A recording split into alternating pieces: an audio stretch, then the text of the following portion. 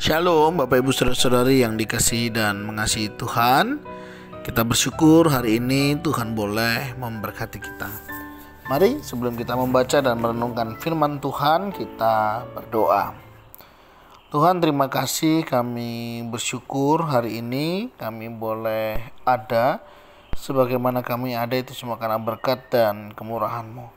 Sebentar kami akan membaca dan merenungkan firman-Mu. Berfirmanlah dan biarlah kami mengerti apa yang menjadi kehendak-Mu di dalam hidup kami. Kami berdoa dalam nama Tuhan Yesus Kristus. Haleluya. Amin. Bacaan kita hari ini sudah sampai di kitab Yeskiel. Kita akan membaca Yeskiel pasal yang ke-21, ayat yang pertama hingga ayatnya yang ke-27. Saya akan membacakan ayat 26 dan 27. Beginilah firman Tuhan Allah. Jauhkanlah serbanmu dan buangkanlah mahkotamu. Tiada yang tetap seperti keadaannya sekarang.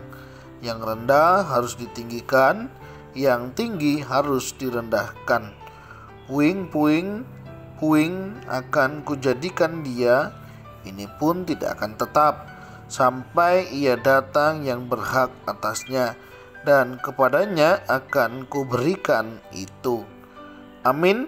Demikianlah firman Tuhan. Mari kita merenungkannya. Bapak Ibu Saudara yang dikasihi dan mengasihi Tuhan, di dalam hidup ini adakah sesuatu yang kekal? Apakah ini bersifat materi begitu ya? Atau mungkin dalam hal yang lain? Misalnya ketika kita berbicara tentang harta milik, apakah harta milik itu akan kekal selama-lamanya di dalam kehidupan kita? Apakah jabatan yang hari ini Bapak Ibu emban itu juga bersifat kekal? Dan mungkin masih banyak hal yang lain Bapak Ibu Saudara ketika kita berbicara tentang sesuatu yang kekal, di mana ada banyak hal yang sifatnya itu tidak kekal, hanya sementara saja, ya. Dan itu sesuatu yang hanya dititipkan. Misalnya seperti jabatan. Pada saat Bapak Ibu menjabat, ya, Bapak Ibu akan mendapatkan penghormatan, penghargaan, bukan karena apa yang kita kerjakan begitu, tapi bisa jadi hanya karena jabatan kita. Sehingga tidak heran ketika seseorang sudah tidak lagi menjabat di dalam jabatan tertentu, orang tidak menghargainya kembali. Apalagi misalnya semasa jabatannya dia sering kali menggunakan atau menyalahgunakannya. Seperti beberapa waktu yang lalu ada seorang rekan ngobrol ya tentang bagaimana kepala daerahnya itu terlalu arogan ya. Kepala daerahnya itu terlalu mementingkan kepentingannya sendiri, sehingga membuat orang menjadi enggan untuk memilihnya kembali jika orang itu akan mencalonkan dirinya. Ada banyak orang terkadang lupa akan hal ini. Ya, ketika ingin menjabat, dia berusaha sedemikian rupa melakukan pendekatan. Dan ketika mereka sudah menjadi orang tokoh tertentu, mereka lupa akan perjuangan itu. Dan dalam proses pemilihan, akhirnya orang akan tidak memilihnya kembali. Artinya apa yang kita miliki, apakah itu jabatan, kekuasaan, sifatnya hanyalah sementara. Dimana ketika kita sudah tidak bisa, tidak mampu, atau kita tidak lagi di dalamnya, akan ada orang yang bisa menggantikannya. Begitu juga dengan harta milik kita, tidak akan selamanya itu akan menjadi milik kita. Ya, semua itu bisa habis, bisa hilang, bahkan kita tidak lagi menjadi pemiliknya. Tuhan sangat mungkin dan sangat bisa mengerjakan itu semuanya jika Dia mau untuk melakukannya. Pelajaran apa yang kita bisa dapat kalau kita melihat daripada Yeskiel pasal ke-21 ini, ketika Tuhan berbicara tentang pedang Tuhan melawan Yerusalem?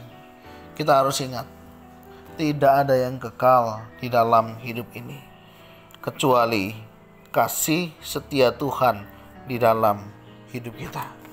kecuali pemeliharaan Tuhan. Tuhan akan senantiasa menjaga dan memelihara kehidupan kita. Dia senantiasa akan memperhatikan kita dan akan memberkati hidup kita.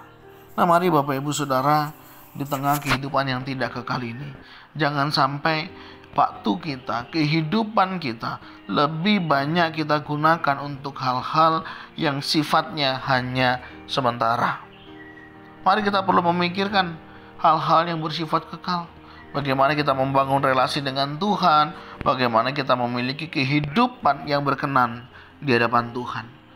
Jangan untuk sesuatu yang sia-sia kita bisa berusaha sedemikian rupa, sedangkan untuk sesuatu yang bernilai kekal kita tidak bisa menggunakan semuanya itu dengan baik.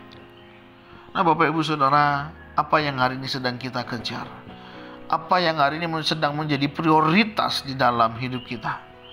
Itulah yang akan mempengaruhi kehidupan kita. Apakah kita sedang mengejar jabatan tertentu? Apakah kita sedang mengejar posisi-posisi tertentu? Ingat Bapak Ibu Saudara, jangan karena hal-hal yang sifatnya sementara kita justru kehilangan hal-hal yang sifatnya kekal di dalam hidup kita. Mari kita gunakan setiap waktu kehidupan kita dengan sebaik-baiknya untuk memuji dan memuliakan nama Tuhan. Satu pekerjaan, satu kehidupan yang lebih bernilai kekal. Dan kiranya Tuhan boleh menolong, menjaga hati dan pikiran kita untuk kita boleh senantiasa hidup hanya untuk menyenangkan hati Tuhan. Tuhan, terima kasih.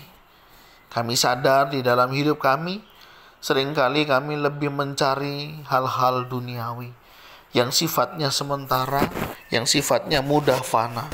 Oh Tuhan, ampuni kami karena cara pikir dan sikap kehidupan kami yang tidak berkenan di hadapan-Mu. Terima kasih hari ini Kau sudah mengingatkan kami. Ajar-ajari kami Tuhan untuk mengutamakan, untuk memprioritaskan apa yang Tuhan kehendaki terjadi dalam hidup kami. Dan kiranya kami juga boleh membawa kemuliaan bagi nama-Mu. Terima kasih Tuhan. Berkati setiap kami yang mungkin salah dalam prioritas, yang salah dalam menempatkan sesuatu. Tuhan tolong kami, mampukan kami bisa menjalani hidup ini dengan tetap taat dan setia sampai akhir hidup kami. Ini doa seru kami ya Tuhan, yang kami naikkan di dalam nama Tuhan Yesus Kristus. Haleluya. Amin. Bapak Ibu Saudara, demikianlah renungan kita hari ini. Kiranya Tuhan Yesus memberkati kita untuk kita boleh mengutamakan yang harusnya diutamakan. Shalom.